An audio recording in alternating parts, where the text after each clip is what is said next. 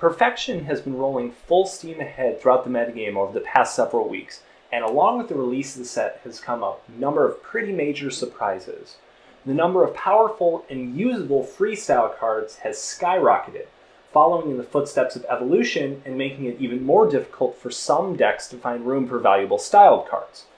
Yamcha, who was once the butt of jokes in the community, has proven to be more of a god, amassing more actions in any given combat than the number of times that Krillin has been owned.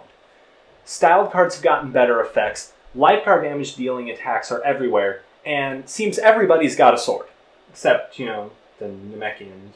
because reasons.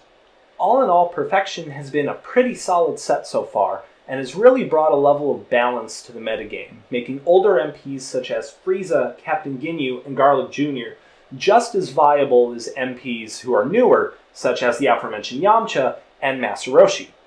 However, along with the release of Perfection came a major contention point, and one of the most discussed points in the entire community, one that actually threatens the metagame itself.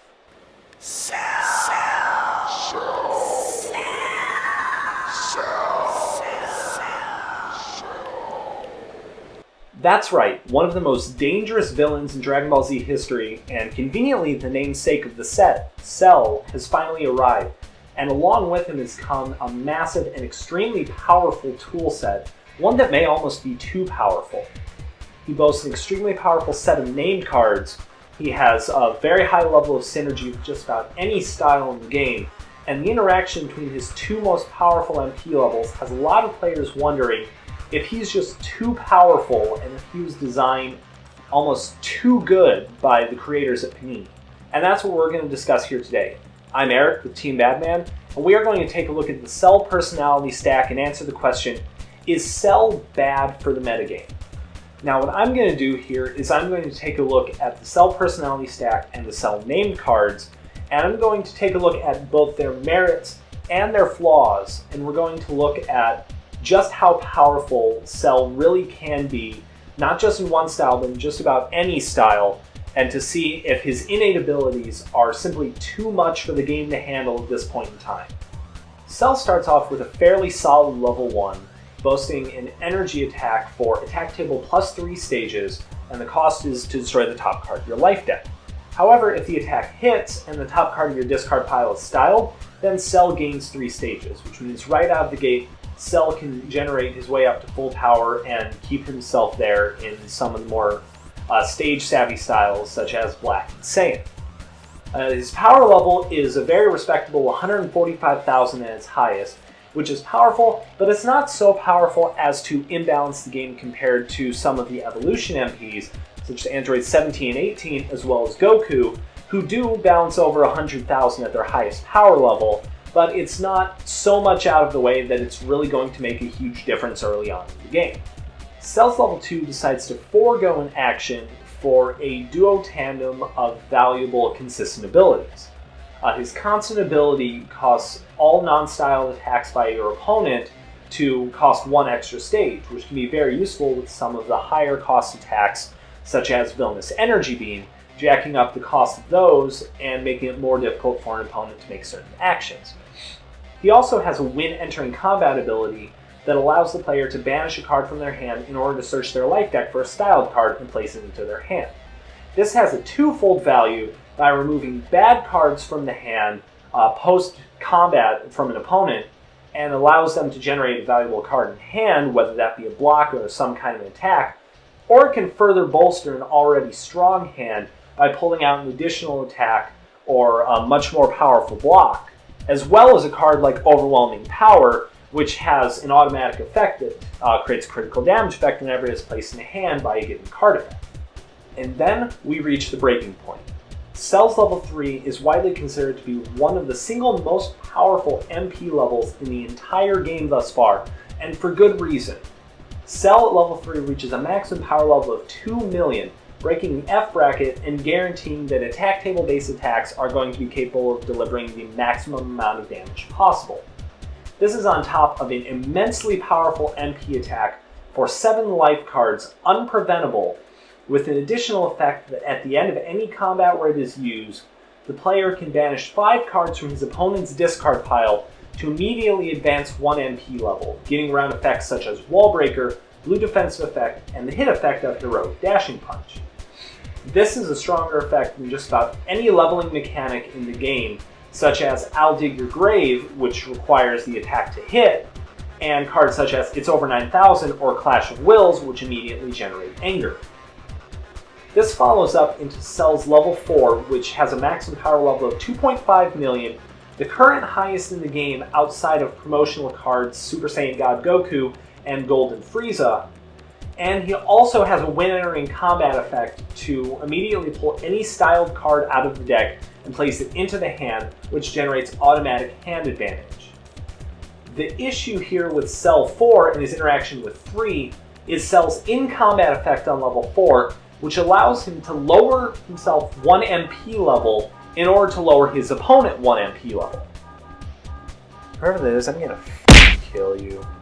All of these MP abilities are compounded by a powerful set of named cards. Cell's Draining Attack is a physical attack for 5 stages, which isn't immensely powerful in the long run, but it has the immediate effect of either gaining 5 stages onto any personality or raising your anger 5 levels, which against any style other than Blue Protective will automatically jump Cell an MP level. On hit, this attack can also banish up to 5 villain allies who are currently on the field and raise his anger 1 for each one that is banished. So if the full 5 are banished, it's possible for Cell to jump 2 levels off of 1 single attack. Really?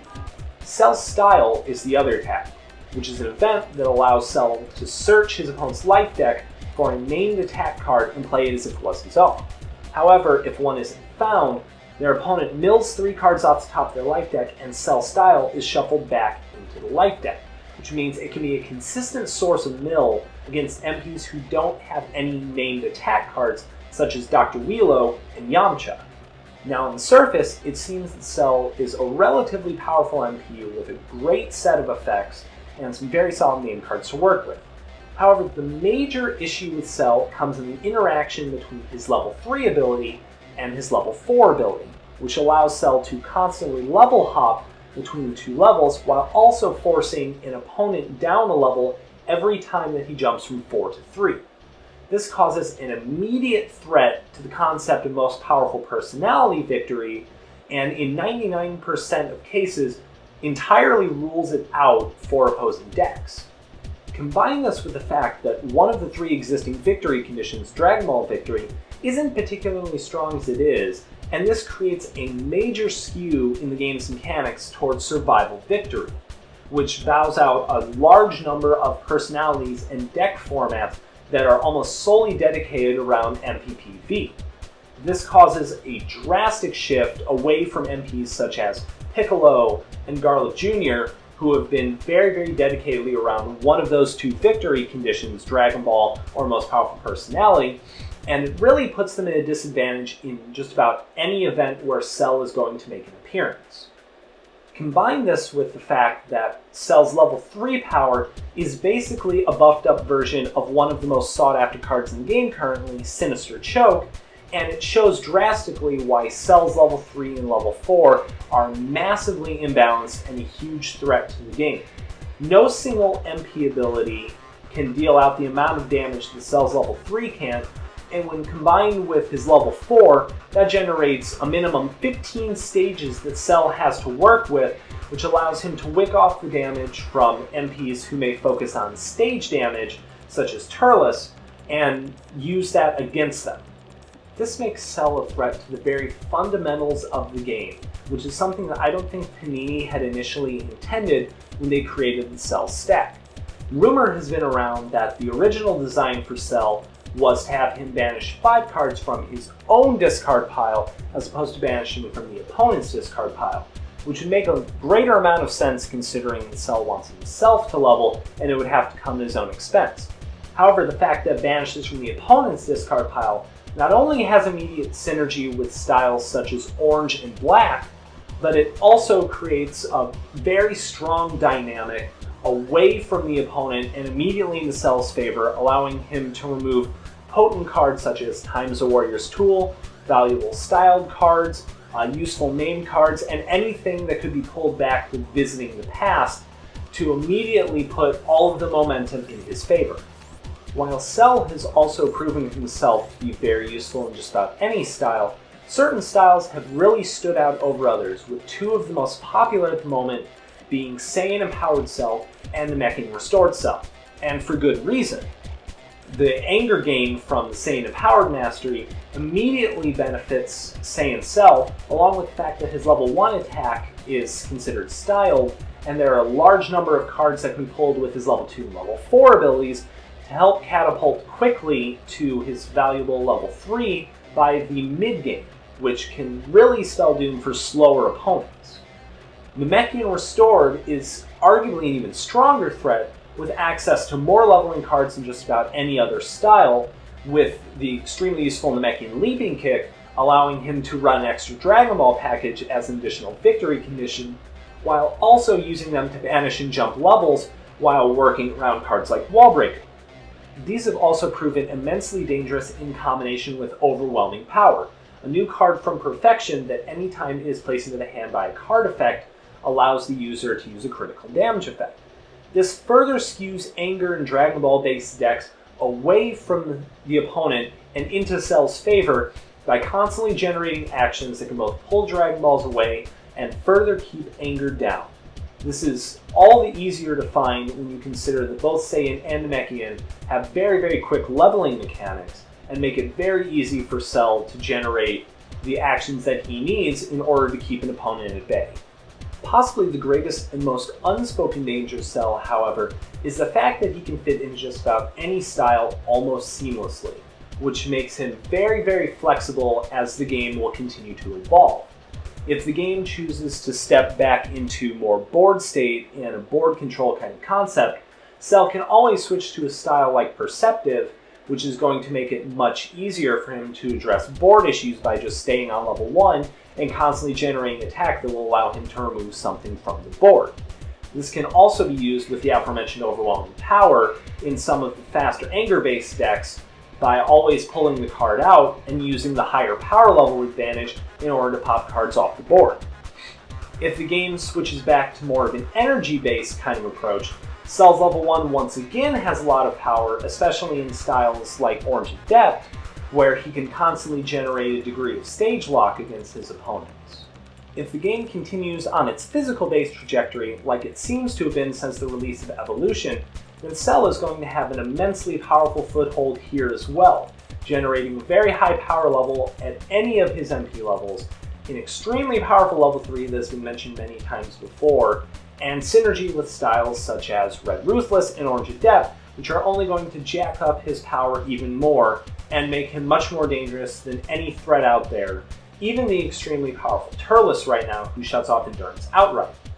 Speaking of, that's a major issue with Cell's level 3, is the fact that the damage is considered unendurable. In a lot of ways, it reflects the danger in the Krillin's Destructo Disc card, which has been critically panned due to the fact that it's both unstoppable and unpreventable. While Cell's level 3 can be stopped by normal attacks, it loses out the advantage for a lot of blocks like Black Delay, which could counteract banished cards such as Sinister Choke, and its unpreventable damage is all the more dangerous considering it can be used over and over again every turn for over 1/10 of an opponent's life deck. While a lot of decks in the current game seem to have skewed a little further away from the idea of using a large number of blocks, instead opting for a smaller amount, especially on the energy side since energy decks seem to be falling off due to the large threat of physicals, it seems that Cell may bring back the idea of running a few more blocks in a lot of common decks just to get around the dangerous possibility of running into powerful style cards being pulled by level 2 and level 4 and the omnipresent level 3. So what can be done to balance out the Cell MP stack and make it a little bit more evenly fit with the rest of the metagame? Well, the issue right now is there's not a lot that can be done, especially depending on the matchup. In the vast majority of cases, from Black Perceptive and Devious through Blue Protective and Saiyan Empowered, it's relatively easy to keep Cell at bay with direct anger hate cards, especially powerful ones such as Wall Breaker or Heroic Dashing Punch, which are going to shut off anger The former shutting it off until the card is removed, and the latter shutting it off for the turn. In the case of Saiyan Empowered, it may not last very long, at least Wallbreaker, considering that there's access to cards such as Sagacious Strike and Saiyan Backbreaker, which are going to remove attached cards. However, in most other matchups, it's going to be a lot more favorable and is going to really slow Cell down, especially if Cell gets stuck at level 1, which most players aren't really going to want to be at. However, the issue comes in the appearance of Namekian Restored, which has direct ways to get around any kind of anger hate by immediately level hopping using certain cards that are automatically included in the style. This makes Namekian Restored Cell extremely imbalanced and almost too dangerous to face and run in the current game. The huge amount of imbalance away from common anger hate mechanics, the ability that critical damage effect can be repeated every turn using overwhelming power and the effect of the Restored Mastery, and the ever-constant ability of Cells level 3 and 4, which has been mentioned many times here before, makes it extremely easy for faster Namekian Restored decks to absolutely shut down any kind of opposition as early as the first turn of the game, which is massively imbalanced and is something that I can't exactly see lasting for very long, especially as the competitive season rolls around the corner in the next couple of months.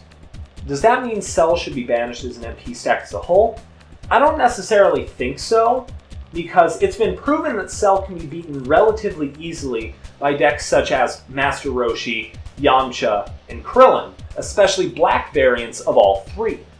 The Cell stack isn't tremendously strong or tremendously overbalanced until it reaches level 3. So for decks that like to stay on the lower levels, or decks that are forced to stay on the lower levels by anger hate mechanics or banishing of the valuable level hopping cards, it makes Cell less of a threat, but not completely not a threat. There are also a number of Cell decks that may actually go for MPPV as a whole, which could be decks such as Black, which boasts a huge number of 2 anger cards, and Red and Rage, which could actually benefit from the level 4 hopping down to level 3 in order to keep constant hand advantage with the Red and Rage Mastery's power.